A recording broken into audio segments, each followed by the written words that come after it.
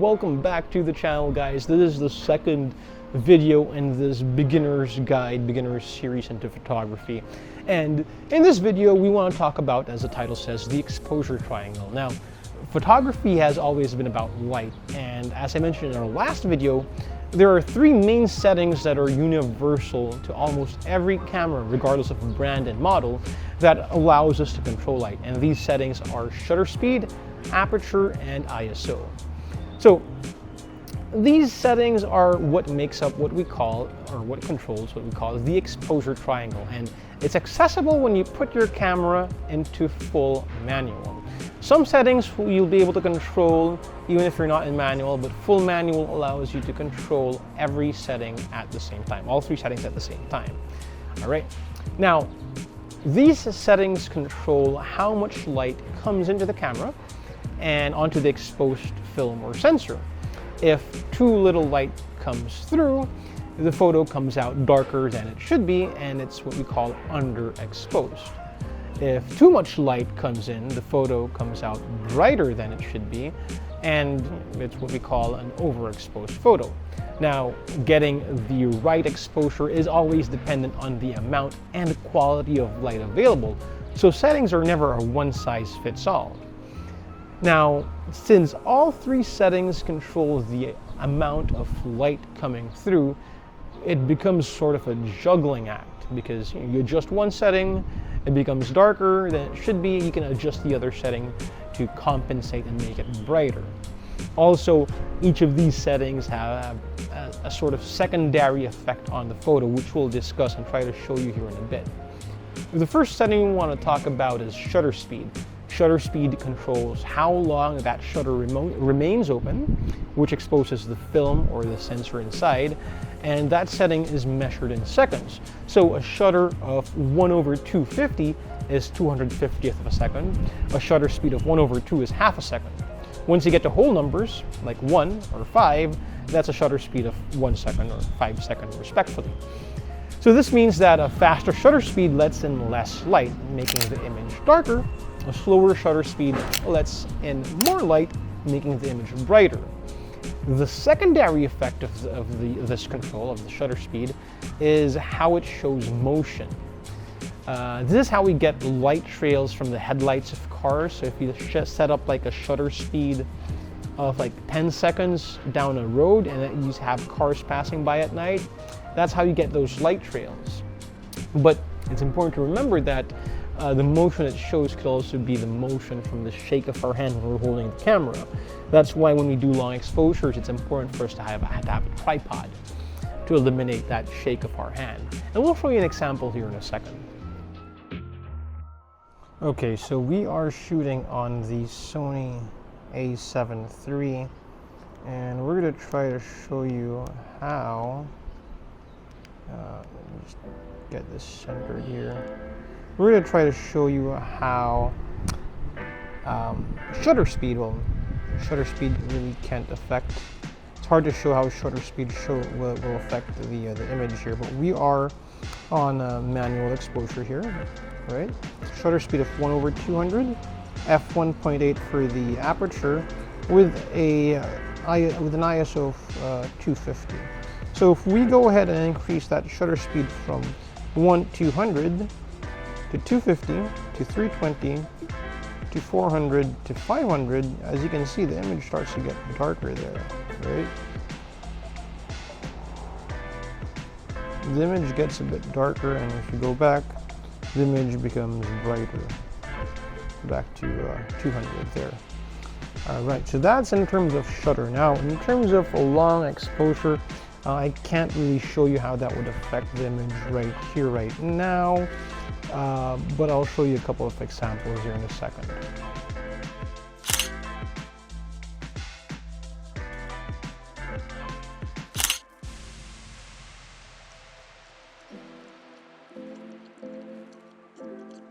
So the next setting we want to talk about is aperture. Aperture controls how wide or narrow the iris of the lens opens up. It's represented in what we call f-stops, and the bigger the number, the narrower, the smaller that opening is. The smaller the number, the wider that opening becomes. I know it's a bit counterintuitive, but that's how the setting works. There's a bit of math, but as a beginner, this is what you should know right now. So some lenses can go as wide as f1.8, which is a fairly wide opening. f22 would be narrower. Some lenses can go as far as f22 and even further, so you get a really small opening. I guess it's important to mention now that how wide or narrow that opening is would be dependent on the lens. So some lenses don't go as wide as f1.8. Some would go as up to 3.5 or 2.8. Again, it depends on the build of the lens. Now, the secondary effect this has is depth of field. If we open the aperture wide, we get a shallow depth of field, which gives us that sought-after blurry background and foreground. Meaning, if you take a picture of, like me, background will be blown out, blurry, you won't be in focus, and anything in front of me would also be blurry or not in focus. That's what we call a shallow depth of field. If we use a narrower aperture, a smaller opening, that keeps more things in focus, meaning even if I'm the subject and I'm what's in focus, everything in front of me and behind me would still be in focus. Now, do note also that how shallow or how deep that depth of field is also dependent on the focal length. It's something to keep in mind, but we'll talk about this in the future. We've got another topic about that in the future. So let's take a couple of examples. Let's take a look at how depth of field changes with aperture. So as you can see, we currently have a shutter speed of 1/400th of a second. We're at aperture f1.8, and our ISO is really low at 50. So what we're looking at right now is aperture, right?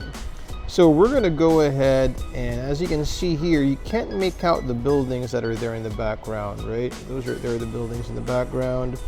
And over here, you can't really make out those buildings. They're just really blown out, really just blurry, right? So what we're going to do is we're going to go ahead and go from f1.8.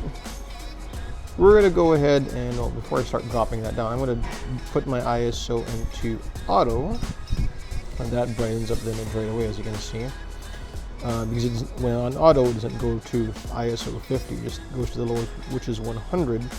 So I'm going to go ahead and bring my aperture down from f1.8 to f2.8. And you start to see in the background that things start to become clearer. Yep. Let me just fix the exposure compensation so that it knows that we want that figure in focus. So we're now at f6.3, 7.1, and as we go all the way to f11, actually f13, you start to notice that you can make out the buildings already in the back. You can see like windows and whatnot. As we go to f16, f18, and finally f22, the buildings are now recognizable. They're still blurry, but they're recognizable. This is mainly because, as I mentioned, I'm using an 85mm lens. So a longer focal length, the longer your focal length, the more you get the shallower that depth of field. So we're going to go all the way back to f1.8 and kick my ISO back to 50. And there you have it. The last setting we want to talk about is ISO. ISO controls the sensor's sensitivity to light. There's more to it than that. Again, I'm skimming a lot of technicalities, but that is generally what it does and what you should know as a beginner.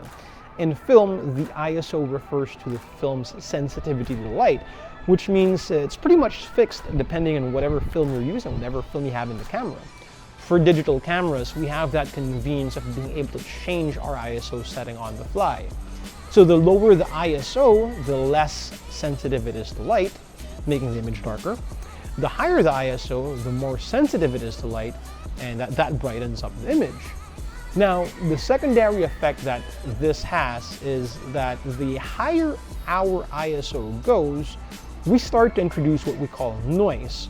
Noise is visual distortion, and this could sometimes come out as randomly discolored pixels, and it can affect how colors are shown and how sharp an image looks. So ISO isn't a magic setting that, oh, if it's too dark, let me just crank up the ISO. No, it doesn't work that way. You're going to get a secondary effect, which in this case isn't really that good. So let's take a look at a couple of examples. It's kind of hard to give you an example of how ISO would affect an image because we've got sunlight right now, but we'll try to work an example here in a second. So let's take a look at that. We're currently shooting at a shutter speed of 1/400, aperture f2.8, and an ISO of 100. So if we go ahead and take this shot, there we go. Now next we're gonna I don't want to crank up my shutter speed, so we're gonna change the aperture. We're gonna go all the way down to like f8, and we're gonna crank up our ISO to, I want to go to 1600, to ISO 1600, because we're gonna really see a difference there. And I'm gonna crank up my shutter speed just a bit. I'm gonna go ahead and take a look through the viewfinder here just to make sure we get more or less the same image exposure. Yeah, so we're gonna have to go. I'm gonna have to go up to an shutter speed of 1000, and if we take that shot, you won't notice the difference straight away from the back of the screen, right? Like, this is the image at 1/400 and the image at 1000, ISO 100, ISO 1600. You can definitely see the change in the background, right? The aperture, but you won't notice right away. Let's zoom into the focus point. You won't notice right away that in terms of image quality, I don't think you're going to notice it here in the back of the screen. So we're going to jump in to a monitor and see what the difference is.